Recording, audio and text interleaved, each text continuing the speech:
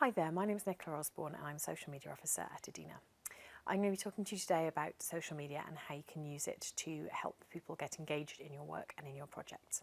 I'm hoping to inspire you with some of my examples and for you to be able to ask me questions afterwards online, either via Twitter or via my blog, where this video will also be posted. So enjoy. So the first thing that I'm wondering is why use social media for your projects? Well, first of all, presence in social media let you get your project branding and news out to the broadest audience well ahead of the time that you're actually launching whatever you've been building or working on. So some of you have already been working on your projects for a while, and some of you may already be using social media for a little while. So I want this presentation to help you think about how you might use it better, if not how to use it for the first time. Facebook, Twitter, blogs, they're all mainstream things now. They're things that most people who are using the internet will be looking at in some kind of way. They'll be influenced at least by things that are shared in those spaces. YouTube is actually one of the world's most popular search engines, so a really powerful place to be. And search engines also rank social media sites quite highly, so if you have a presence in one of those sites pointing back to your project website, the odds are that the social media will help you find a new audience, and then they can go and look at the other official presences you've set up. But social media is always only going to be part of the picture. Email, phone, all of the kind of tangible communications you'd expect, including things like letters, but also print, posters, those kinds of things. Those are all still really important. And social media and those traditional communication methods are both more powerful if you put them together. Email is perhaps, slightly perversely, one of the most important ways to get people into social media tools. Adding a link to your social media presence at the end of an email can make a really big difference as to how many people come and find it and engage with it. So there are lots of different ways in which you can be more creative with what you're communicating by using blogs, by using Facebook, by using Twitter. There was a nice example of a local Scottish project that works on Lothian Health Archives, who were managing to make really good benefits from having their recipe featured on the Great British Bake Off. It was quite a small section in the programme, but by posting an image of that recipe on their blog and talking about the fact they'd been on the programme and linking back to the programme, they both found a new way to engage people who are not necessarily aware of the archive through the press coverage, but also allowing people who are already engaged with the archive to find out that they'd been featured somewhere else. So they made all those connections and managed to make a much sort of better impact from that appearance than if they just have let that image of a recipe appear on telly on its own. So if you're thinking about what tools you should be using or are already using, I would say you should pick the tools that are most appropriate for your audience. There's a whole range of things you could use. In addition to all of the tools I've mentioned already, there are things like social bookmarking tools like Diigo. There are special professionally targeted or academic targeted websites like LinkedIn or academia.edu or Mendeley that might be appropriate to certain audiences. It will depend on where they are already hanging out, what they're already doing online. And if you can find out what they're already doing by Googling around, by asking them, then you'll find the right kind of social media spaces in which to engage them and get their participation. One of the best things you can do, no matter which presences you have, is to bring your content to life, to find quirky, playful ways into showcasing what you have, showcasing what your project is about. But it's also an opportunity to reflect on what's happening in your project, what's gone well, perhaps even what's gone less well, and discussing why things take a bit longer than they should, as long as that's in a sort of appropriate way.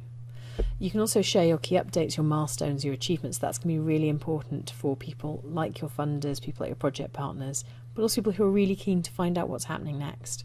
I think it can be easy to forget that there's often people who are really keen to hear what's happening, and they're really excited when they get updates. You can also preview, announce and amplify your events. I'll talk a bit more about that a little bit later on.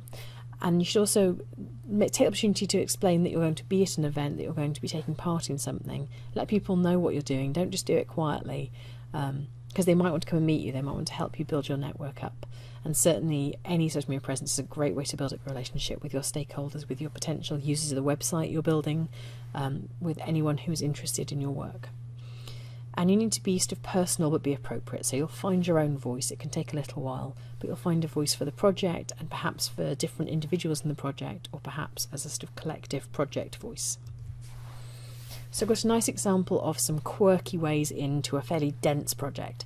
Trading Consequences is a text mining project, and that can be quite complex to describe. Some of our posts are quite technical. But one of our academics had a PhD student interested in trades of gin and quinine as commodities. So he wrote us a fantastic post on Gin and Tonic, a short history of a stiff drink. He wrote this for another website and for our site to sort of talk about the different changes in commodity trading, what they sort of said about drinking habits at the time. It's a really interesting way in. It was a proper rigorous academic post, and it was really quirky. It was very easy for people to share because it was a short, pithy title and was clearly what it was about. There are other ways to let people know what's going on with your project, and let people know the people behind your project is particularly engaging. People like other people. That's why social media is so powerful. It's connecting up lots of individuals to each other. So letting people meet those people and have them explain why your project matters can be really, really powerful to do. We made a video for the Addressing History project a couple of years ago in which we asked Professor Richard Rogers, who's on screen just now, to talk about why he uses post office directories and why it was important for those to be digitised, because our project was building on digitised post office directories. You can see the tangible item, he's holding it in certain shots, and that helps explain where the digital material came from. He talks about how he uses it and why this information is important and useful and relevant. We have mapping experts then talking about digitised maps and why they're relevant. Just giving people the opportunity to find out what the project's about and why these things have been put together, how they've come to be put together, can be very, very useful, can really help people engage with what's going on. And all of this work is about being part of something bigger. So your project doesn't sit in isolation, it doesn't sit within a sort of geographical isolation, it's not necessarily just for academic people to be interested in. There will be a much bigger audience that are interested in your work, that maybe want to work with you in the future, or that want to use the resource you're building, or want to find out more about what's going on. And if you can be part of that bigger something, it can make your project that much more powerful. So I've got a nice sort of example here of where someone's really properly engaging with bigger issues. This is a knitwear designer. She's been to see a quilting exhibition, and she's seen a quilt that talks about historical issues, including sort of race and slavery. And she feels that history has been misquilted as opposed to misquoted in this piece. She gets some really intelligent questions back and comments back. And the reason this is such a nice example is because she really appreciates those comments she's had back and comments back to them and starts a proper dialogue with her audience, and is suddenly part of this much bigger debate that is only a tangent from what she normally posts about, but is something she's really interested in.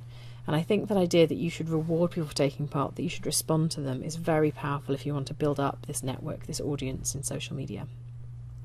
In general, though, you also want to be proactive.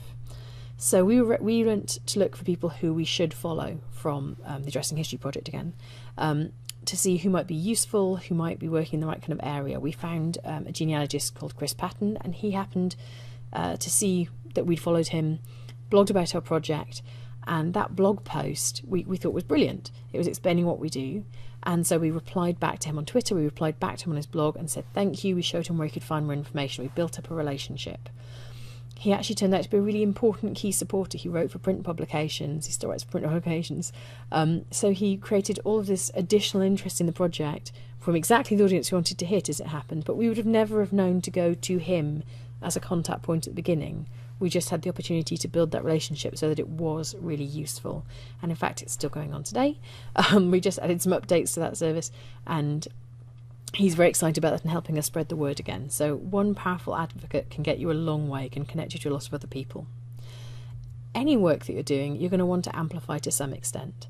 You're going to want to let people know how they can take part. And so I've got here a video showing the OR 2012 website where we request people take part. We requested they help us cover the conference because we knew we couldn't cover all of it ourselves, and we knew people wanted to take part from their desks, those that couldn't come to the thing in person. We provided a whole blog post explaining how you sign up for different social media tools, how you register, why you might want to contribute, how you could contribute. That included things like Flickr, where we set up a group specifically designed to let people share photos that could then be reused in blog posts. And after the event, we really rewarded that participation by highlighting people's content, by pointing out videos they'd created, by pointing out images they'd created, by connecting to their blog posts, to their write-ups. So they were incentivized to take part, and we were able to then both enjoy the fact that we'd got all this coverage, but also share it, also make the most of those people's contributions. And that's really important. Crediting work that people have done for you, that's part of the community, part of the social part of social media.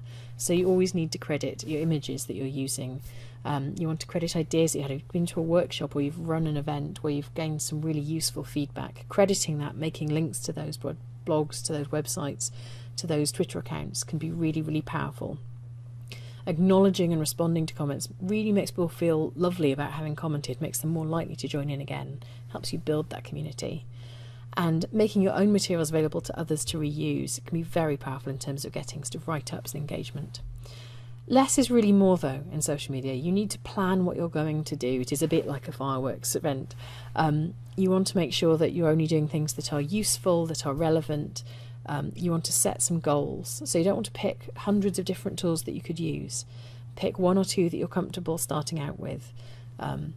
Use those in an effective way. Plan the kind of content you're going to share. Work out how that's going to fit into the week or into your other project work, and make sure it's realistic. And if you plan well, you should have a really good impact for your work. And as a sort of final note of caution, a little bit of pragmatism coming in, make sure you're always being professional. So be personal, be informal, but don't share commercially sensitive information. Don't share stuff about your project partners that they don't want shared. Don't share personal information or images without people's permission. Don't make downfall meme videos, and always moderate and monitor comments and feedback, because people both really want to hear back from you quickly if they've added something of real value, and you'll want to make sure that you remove things that are of not of value for you. We actually have some social media guidelines at Adina. They include a comment moderation flowchart. It looks a bit over the top, but if you get a negative comment, it can be incredibly useful to be able to work through this and work out if you should respond to it or if you just shouldn't post it. So I've got a few further reading links there. JISC has some fantastic social media resources, as do JISC Legal and NetSkills. JISC Legal covers the legal issues, NetSkills covers the practical issues of how you use these tools, and they give really good training on those. We have a social media page where you can look at all our different presences and steal the good ideas. We also have those guidelines which you're welcome to have a look at, and they're Creative Commons license. You're welcome to reuse them if needed. You might have your own social media guidelines in your institution already, so just be aware of what's appropriate for your project. I really recommend the LSE Impact blog.